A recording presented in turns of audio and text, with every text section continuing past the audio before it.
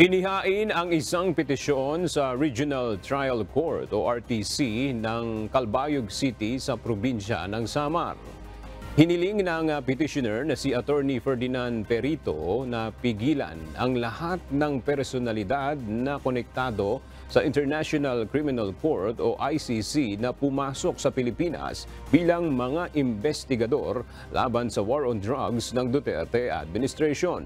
Kung sakaling nandito na aniya ang ICC sa bansa, ay dapat silang bantayan, pigilan, mag-imbestiga at makipag-ugnayan sa kanilang local counterparts dito sa bansa at sila ay dapat i-deport kaagad at ideklarang persona non grata.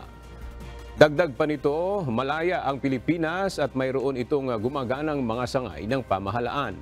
Marami din umanong nakinabang sa kapayapaan noong panahon ni dating Pangulong Duterte nang ang drug menace ay kahit papaano ay natigil.